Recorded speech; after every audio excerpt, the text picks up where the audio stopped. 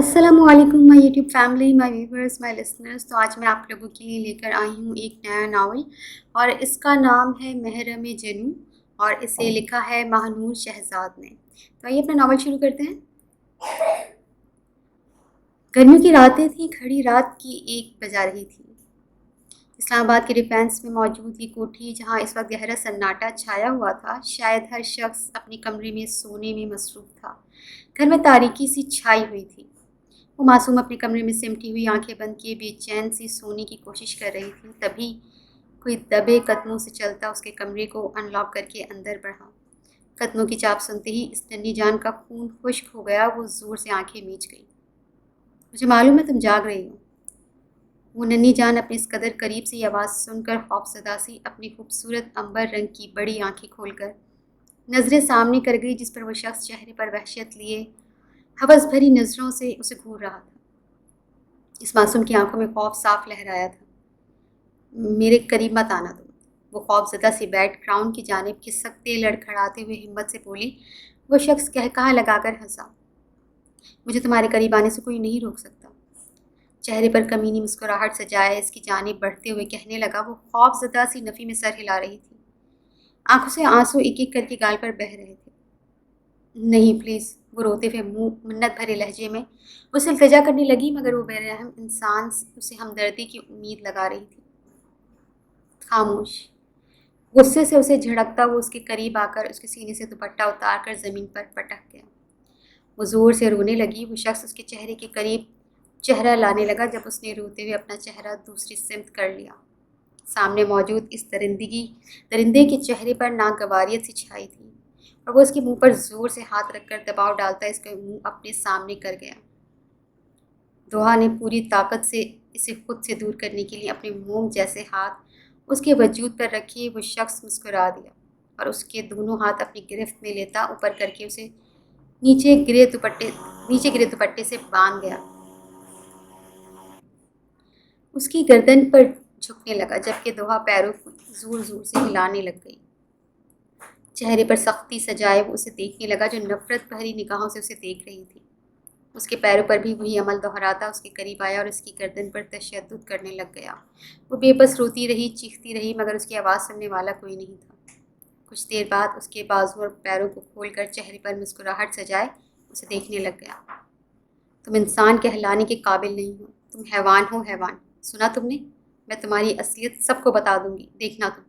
वो रोते हुए उसे शोला बरसती निगाहों से देखती आहिस्ता आवाज़ में कहने लगी, जिस पर वो शख्स चेहरे पर ढिठाई से मुस्कुराहट सजा गया। किसको बताओगी? अपनी दादी को, हाँ, जो तुमसे सीधे मुंह बात नहीं करती? या फिर अपनी फुप्पो, जिसका बस चले वो तुम्हें आज ही ख़त्म कर दे? बोलो। या फिर अपने बाप को, जो तुम्हें कुछ साल पहले यहाँ छोड़कर अपनी नई बीवी के साथ खुश रह रहा है? हाँ। वो पुरसुकून अंदाज में उसे देखते हुए उसी के बेबसी का मजाक उड़ाते कहने लगा। वो बस नम आंखों से उसे देखने लग गई। जिसको भी बताओगी खुद फंसोगी। बेहतरी यही है कि खामोश रहो। ठीक है, आज के लिए काफ़ी था, कल फिर मुलाकात होगी। उसके चेहरे पर हाथ रखते हुए मुस्कुरा कर कहने लगा जब दोहा ने उसका हाथ फौरन झटका और वो मुस्कुरा कर चला गया। उस शख्स के जाते ही वो बैकग्राउंड से लगकर खुद में सिमटी ज़ारो कतार रोने लग गई। दिमाग बिल्कुल माफ हो चुका था। ज़ोर ज़ोर से अपनी गर्दन पर हाथ फेर रही थी। निशान अब जख्म में तब्दील हो गए और इनमें से एक में खून बहने लग गया, मगर वो उसे परवाह कहाँ थी। 1.5 घंटा वो एक ही जस्त में बैठी आंसू बहाती रही और अचानक उसकी आंखें खुद ब खुद बंद होने लग गई। वो इस तरह नींद की वादियों में उतर गई। स्विट्ज़रलैंड की खूबसूरत सड़क पर वो कदम आगे उठाए, जेब में हाथ डाले तेज़ी से चल रहा था। ठंडी ठंडी हवा वजूद से टकरा रही थी। वो अपनी ही सोचों में गुम था जब अचानक किसी वजूद से टकराया। नज़र उठाकर उसने सामने देखा। I am sorry. वो औरत को देखकर एहतरामन एक्सक्यूज़ करने लगा, जो गुस्से से उसे देख रही थी। हाउ डेयर यू, तुम मुझे छू कैसे सकते हो? हाँ, बदतमीज़। वो औरत गुस्से से सुर्ख चेहरा लिए उसे देखते हुए अंग्रेज़ी में बोली, जिस पर सामने मौजूद शख्स के माथे पर बल नमूदार हुए। मैंने जानकर कुछ नहीं किया। वो अपने गुस्से पर काबू पाता थोड़े ठंडे लहजे में जवाब देने लग गया। मैं तुम जैसों को बहुत अच्छे से जानती हूँ। औरत मज़ीद बदतमीज़ी करती उसे कहने लगी और आग सर्द निगाहों से देखने लग गया। میں بھی تم جیسی عورتوں کو بہت اچھے سے جانتا ہوں، اور تم جیسی عورتوں سے ٹکرانا تو دور بات کرنا بھی میں اپنی بے عزتی سمجھتا ہوں۔ اور آ کے انتہائی سخت لہجے میں اسے جواب دیتا بغیر اس کی سنے آگے کی جانب بھاری قدم بڑھا گیا۔ وہ عورت بس اسے جاتا دیکھنے لگ گئی۔ اور اوراق اسماعیل بیگ تھا جو اسٹیٹ فارورڈ تھا، لیکن لوگوں کے منہ پر ہی ہر بات کرنے والا آدمی تھا۔ ڈائننگ ٹیبل پر وہ ناشتہ لگا رہی تھی۔ ادیبہ بیگم اور ان کی بیٹی عارفہ محترمہ وہاں موجود تھی، جو چہرے پر بیزاری سجائے اسے دیکھ رہی تھی۔ وہ نہیں جانتی تھی کہ آخر اس کا قصور کیا ہے، جس گھر میں موجود ہر شخص اس سے نفرت کرتا ہے، اور نہ وہ کسی سے پوچھنے کا حق رکھتی تھی۔ خاموشی سے کیے جانے والے سلوک کو وہ برداشت کرتی رہتی تھی۔ وہ ناشتہ لگا رہی تھی، تبھی عارفہ محترمہ کے شوہر عاقب صاحب ڈائننگ ٹیبل پر تشریف لائے۔ دونوں بیٹیوں کے باہر کے ملک کے جانے کے بعد ادیبہ بیگم نے اپنی بیٹی کو اپنے پاس بلوا لیا تھا۔ عاقب صاحب کے آتے ہی دوحہ کے ہاتھ رک گئے، مگر عاقب صاحب کرسی کھسکا کر بیٹھتے ناشتہ شروع کر گئے۔ وہ بھی خاموشی سے ناشتہ لگا کر وہاں سے چلی گئی۔ صبح صبح اس منحوس کا چہرہ دیکھنا پڑتا ہے مجھے، ادیبہ بیگم اسے جاتا دیکھ کر منہ بناتے ہوئے کہنے لگی۔ عاقب صاحب نے انہیں دیکھا۔ مجھے بولنا تو نہیں چاہیے، لیکن آپ بلا وجہ ہی اس معصوم بچی کے ساتھ اس طرح سلوک کرتے ہیں، تکلیف ہوتی ہوگی اسے۔ عاقب صاحب فوراً سے ادیبہ بیگم کی بات پر مایوس سے بولے، جس پر انہوں نے اسے دیکھا۔ بلا وجہ میں کسی سے نفرت نہیں کرتی ہوں، خیر تم ناشتہ کرو۔ ادیبہ بیگم فوراً سے جواب دیتے ساتھ اپنی پلیٹ پر نظریں مرکوز کر گئی۔ Good morning. وہ پینٹ اور شرٹ میں ملبوس بال کھولے لائٹ سے میک اپ میں تیکھے نقوش کی خوبصورت لڑکی تھی۔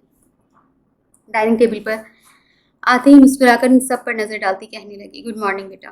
عاقب صاحب مسکرا کر اسے دیکھتے ہوئے کہنے لگے، جس پر وہ مسکرا دی۔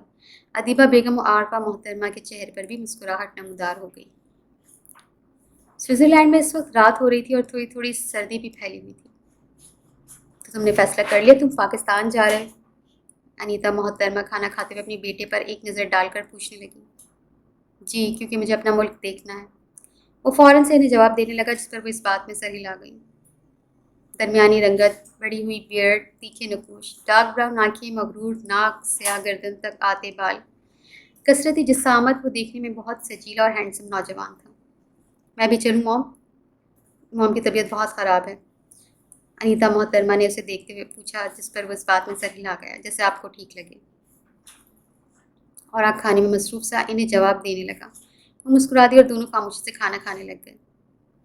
اور آپ 5 سال کا تھا جب اسماعیل صاحب اس دنیا سے رخصت ہو گئے تھے، اور ان کے کچھ سال بعد ہی انیتا محترمہ اپنے بیٹے کو لیے سوئٹزرلینڈ آ گئی۔ یہاں انہوں نے اسماعیل صاحب کا بزنس دیکھا اور ساتھ ہی ساتھ اور کی دیکھ بھال بھی کرتی تھی۔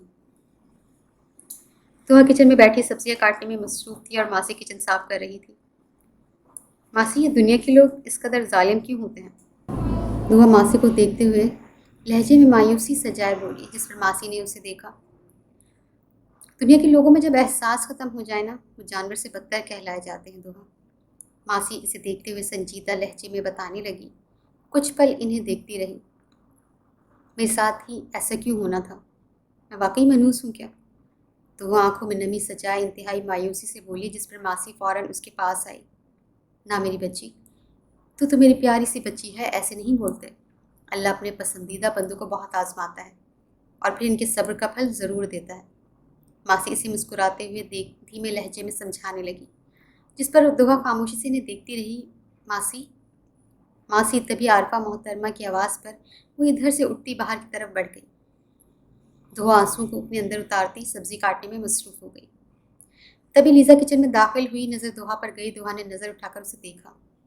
دوحہ کیسی ہو؟ مسکراتے ہوئے اسے دیکھ کر پوچھنے لگی۔ دوحہ نے سر اس بات میں ہلا دیا۔ ماسی آئے تو انہیں کہنا فریش جوس مجھے دے دیں بنا کے۔ مسکراتے دوحہ کو دیکھتے ہوئے کہنے لگی، جس پر وہ اس بات میں سر ہلا گئی اور لیزا کمرے کی جانب بڑھ گئی۔ وہ مغرب کی نماز ادا کر رہی تھی، تبھی فون بجا۔ دوحہ مانگتی چہرے پر ہاتھ پھیر کر اس نے نظریں فون کی جانب جائے نماز لپیٹ کر گھبراتے ہوئے فون کی طرف بڑھتی فون اٹھا کر کان سے لگایا۔ السلام علیکم، کانپتے لبوں سے اس نے دھیمے لہجے میں بولا۔ دوسری طرف موجود شخص آواز پہچاننے کی کوشش کرنے لگا۔ وعلیکم السلام۔ اور آگ کی بھاری آواز جیسی دوحہ کے کان سے ٹکرائی، اس کی ہارٹ بیٹ ایک دم تیز ہو گئی۔ कौन? औराक ने फ़ौरन पूछना चाहा। इससे पहले वो अपना नाम बताती, अदीबा बेगम इसके सर पर पहुंचती, इसके हाथ से फ़ोन खींच गई। वो सहम कर इनकी जानिब देखकर अपने कमरे में भाग गई। अस्सलाम वालेकुम, कैसे हो औराक बेटा? अदीबा बेगम दुआ को सख्त घूरी से नवाजती खुशगवार लहजे में पूछने लगी। मैं ठीक हूँ दादू, ये कौन था? औराक ने वही सवाल अदीबा बेगम से पूछा, जिस पर उन्होंने एक नज़र फ़ोन पर डाली। तुम्हारी छोटी कज़न दोहा थी। अदीबा बेगम बुरा सा मुंह बनाकर उसे बताने लगी और उसकी आंखों के सामने अचानक दुआ का बचपन वाला चेहरा आया। अदीबा बेगम और औराक के बीच कुछ देर गुफ्तगू होती रही। फिर वो फ़ोन रखती दुआ के कमरे में गई, जहाँ वो घबराई हुई बैठी थी। ए, तेरी इतनी हिम्मत कि तू मेरी इजाज़त के बगैर फ़ोन उठाए, हाँ? अदीबा बेगम दुआ को मुंह दबोच कर गुस्से से बोली। वो भीगी आंखों से उन्हें देखने लग गई। दादो, दुआ ने कुछ बोलने के लिए मुंह खोला तो उसने होठों को ज़ोर से दबा दिया। दर्द से वो आंखें मीच गई। अपनी ज़बान से खबरदार जो मुझे दादू बोला। तू मनहूस है, सुना तूने? अदीबा बेगम चीख कर इसे तकलीफ पहुंचाते कहने लगी। वो आंखों में आंसू लिए इन्हें देख रही थी। क्या कर रही हैं आंटी, आप छोड़े इसे। तभी आरिफ साहब कमरे में दाखिल होते फ़ौरन से अदीबा बेगम को इससे दूर करते हुए थोड़ी खफगी से बोले। सही कर रही हूँ इसके साथ। उसे खा जाने वाली नज़रों से देखते हुए कहने लगी, जिस पर आरिफ साहब ने इन्हें देखने लग गए। चलें आप प्लीज़, क्या कर रही हैं आप इस बच्ची के साथ? वो अदीबा बेगम को बाहर की तरफ लाते हुए बोले। अदीबा बेगम बोलती चली गई और दुहा कमरे में घुटनों में मुंह दिए आंसू बहाती चली गई। रात के खाने में मेज़ पर मौजूद गहरी खामोशी से छाई हुई थी। औराक और अनीता पाकिस्तान आ रहे हैं कल। अदीबा बेगम ने बात का आगाज़ करते हुए खामोशी तोड़ी। सबने ने देखा, इधर आएंगे? आरिफा मोहतरमा फ़ौरन से पूछने लग गई। अदीबा बेगम ने उन्हें देखा। ज़ाहिर सी बात है, और किधर जाएंगे? अदीबा बेगम थोड़ा खफगी से उससे जवाब देने लगी, जिस पर वो मुंह बना गई। मैंने तो वैसे ही पूछा था अम्मा, आए इनका घर है। आरिफा मोहतरमा मुंह बनाते जवाब देती खाना खाने लग गई। आरिफ, तुम जाकर इन्हें ले आना है पूछ से। अदीबा बेगम आरिफा साहिबा को देखते हुए फ़ौरन से कहने लगी, जिस पर इस बात में वो सर हिला गए। ठीक है। वो मुस्कुराते हुए इन्हें देख कर बोले और फिर डाइनिंग टेबल से उठकर चले गए। लीज़ा भी खाना ख़त्म करते ही खामोशी से उठकर चल दी। अम्मा, मैं तो इसलिए ऐसे पूछ रही थी, मुझे परेशानी हो रही है। आरिफा मोहतरमा ने अपने शौहर और बेटी के जाते ही फ़ौरन उनके पास आती कहने लग गई। क्यों? अदीबा बेगम ना समझने वाले अंदाज में सवालिया नज़रों से देखती पूछने लगी। कि वो मनहूस दुहा है ना, याद है ना कुछ महीनों पहले लीज़ा का रिश्ता आया था, कैसे जान कर आ गई थी अंदर और फिर इतना अच्छा रिश्ता हाथ से चला गया था। समझ रही हो मेरी बात आप? और आक आ रहा है। आरिफा मोहतरमा बात का मतलब तफसीली अंदाज में समझाते हुए बोली, जिस पर अदीबा बेगम सोच में पड़ गई। अब क्या करूं? अदीबा बेगम आरिफा मोहतरमा को देखती फ़ौरन से पूछने लग गई। ये वहीद भाई के पास ये इसे वहीद भाई के पास भिजवा दें, हमें भी सुकून मिल जाएगा। आरिफा मोहतरमा इन्हें मुस्कुराते हुए मशवरा देने लगी। अदीबा बेगम फ़ौरन से उसे जवाब देते हुए पानी पीने लगी। आरिफा मोहतरमा खामोशी से अपनी वालदा को देख रही थी। दोहा दोहा, लीज़ा कमरे में आते ही उसे पुकारने लगी, जो बेड पर खामोश बैठी थी। जी? नज़रें उठाकर आहिस्ता आवाज़ में इसे जवाब देती पूछने लगी। तुम आज मेरे कमरे से बाहर ही नहीं निकली, मैंने देखा है। तुम मगरिब के बाद कमरे में ही रही हो ना? लीज़ा लहजे में फ़िक्र लिए उसके पास आती पूछने लगी। दुआ ने उसे देखा। बस वैसे ही। वही नज़रें झुकाए उदासी से जवाब देती ज़मीन को तकने लगी। दुआ, क्या हुआ है? नानो या मम्मी से किसी ने कुछ बोला? लीज़ा इसके पास बैठते हुए फ़िक्रमंदी से पूछने लग गई, जिस पर वो फ़ौरन नफ़ी में सर हिला गई। नहीं, बस वैसे ही माँ की याद आ गई। वो नम आँखों से उसे देखते हुए जवाब देने लग गई, जिस पर लीज़ा भी उदास हुई। अच्छा, तुम उदास मत हो। वो उसके बाजू पर हाथ रखती प्यार से बोली, दुआ से देखने लग गई। तो मैंने तुम्हें कितनी दफ़ा बोला, इतने बंद गले और टाइट बाजू मत पहना करो, तुम्हें घुटन महसूस नहीं होती? वो फ़ौरन से इसके ड्रेस को देखती खफगी से बोली। दुआ ने से देखा, चेहरे पर अचानक परेशान कुन तासुरात सज गए। मुझे ऐसे ही पसंद है और आदत भी हो गई है। कंफ्यूज सी होती अपने बाजू पर हाथ रखे जवाब देने लग गई, जिस पर वो खामोश हो गई। तुम्हारी मर्ज़ी, चलो आप अपना मूड ठीक करो, लीज़ा से कहते साथ कमरे से चली गई। اسے جاتا دیکھنے لگ گئی۔ کتنا آسان ہوتا ہے بول کر چلے جانا جس پر گزرتی ہے، یہ صرف اسی انسان کو معلوم ہوتا ہے لیزا۔ اسے جاتا دیکھ کر بولتی سر چھٹک کر رہ گئی۔ اگلا سارا دن وہ باہر نہیں نکلی تھی اور کسی نے پلٹ کر اس سے پوچھنا بھی ضروری نہیں سمجھا تھا۔ تبھی عارف صاحب گھر میں داخل ہوئے۔ ان کے ساتھ ہی اوراق انیتا محترمہ موجود تھی۔ اوراق کو دیکھ کر ادیبہ بیگم بے حد خوش ہوئی، اور عارفہ محترمہ اور لیزا تو بس اس کی خوبصورتی پر اس سے نظریں نہ ہٹا سکی۔ میرا بچہ، ادیبہ بیگم آگے بڑھتی اسے گلے سے لگ کر محبت سے کہنے لگی۔ اوراق ہلکا سا مسکرا دیا۔ وہ باری باری دونوں سب سے ملے اور پھر ڈائننگ ٹیبل پر ڈنر کے لیے چل دیے۔ دھوا خاموشی سے اٹھ کر وضو کرنے کے گھر سے باتھ روم کی طرف بڑھ گئی۔ اور آپ تو ماشاء اللہ بہت ہی خوبصورت ہو گیا ہے، عارفہ محترمہ مسکراتے ہوئے سے بولی، جس پر اس کے ہونٹوں پر مسکراہٹ نمودار ہوئی۔ شکریہ پھپھو، اور آپ مسکراتے ہوئے کہتے ساتھ پانی کا گلاس لبوں سے لگا گیا، اور لیزا کی نظریں اس پر مرکوز تھیں۔ کھانے کے ساتھ ساتھ باتیں بھی ہو رہی تھیں۔ اچانک اوراق کا فون بجا۔ ایکسکیوز می، کال ضروری ہے، میں بس آتا ہوں۔ اوراق نظریں فون اسکرین پر مرکوز کرتا فوراً سے بولتا کرسی کھسکا کر اٹھ کھڑا ہوا اور ڈائننگ ہال سے باہر کی طرف بڑھ گیا۔ کال سن کر وہ فارغ ہوا اور اندر کی طرف بڑھنے لگا۔ جب ٹی وی لانچ کی دائیں طرف ایک دروازہ کھلا تھا، اس کی نظر اس دروازے کی طرف گئی اور پھر نظر اس لڑکی پر گئی جو جائے نماز پر بیٹھی نماز ادا کر رہی تھی۔ اور آگ کے قدم خود بخود اس سمت اٹھتے چلے گئے۔ وہ اس کمرے کے پاس پہنچا اور اس کے باہر ہی قدم روک گیا۔ نظر دھوا پر گئی جو نماز ادا کر رہی تھی، اور آگ اسماعیل بیگ کی نظریں دھوا پر جم سی گئیں۔ وہ ساکت سا کھڑا اسے نماز ادا کرتا دیکھتا رہا۔ دھوا نے سلام پھیرا اور نظریں اپنے بائیں طرف دہرائیں۔ ایک انجان وجود کو اپنی نظروں کے سامنے پا کر وہ خوفزدہ سی ہو گئی۔ اور آگ کی نظریں دھوا پر ہی تھیں جب وہ چہرے پر ہاتھ پھیر کر جائے نماز لپیٹ کر دروازے کی جانب بڑھی۔ چہرے پر خوف ابھی بھی موجود تھا۔ ڈرو نہیں، میں تمہارا کزن اور آگ ہوں، اس دن کال پر میں ہی تھا۔ اور آگ اسے خوفزدہ دیکھ کر فوراً سے بتانے لگا۔ دھوا کو کل کا منظر یاد آیا اور آنکھوں میں مزید خوف سا چھانے لگا۔ تم اس کمرے میں رہتی ہو؟ اور آگ اس کے کمرے میں نظر ڈالتا پوچھنے لگا۔ دھوا اس بات میں سر ہلا کر کمرے کا دروازہ بند کر گئی، اور آگ پریشان نظروں سے اسے دیکھتا رہ گیا۔ اور آگ کو لگا دھوا نے دروازہ اس کے منہ پر دے مارا۔ وہ خاموشی سے وہاں سے چلا گیا۔ دھوا دروازہ بند کرتی چائے نماز جگہ پر رکھ کر بیڈ پر آ گئی۔ اور آگ واپس ڈائننگ ٹیبل پر آیا تو سب لوگ وہیں موجود تھے۔ دھوا کیوں نہیں ہے دادی یہاں؟ اور آگ ادیبہ بیگم پر نظریں جمائے پوچھنے لگا۔ ادیبہ بیگم کی مسکراہٹ سمٹ گئی۔ وہ اپنی مرضی کی مالک ہے، جب دل کرے گا کھانا کھائے گی۔ انیتا بیگم فوراً سے جھوٹ بولتی کھانا کھانے لگ گئی، اور آگ خاموش ہو گیا۔ کھانے کے بعد اوراق اور ادیبہ بیگم کمرے میں آرام کرنے کے لیے چلے گئے۔ ادیبہ بیگم دھوا کے کمرے میں جانب بڑھی اور دروازے پر دستک دی۔ کون؟ دھوا دھیمے لہجے میں پوچھنے لگی۔ دروازہ کھولو۔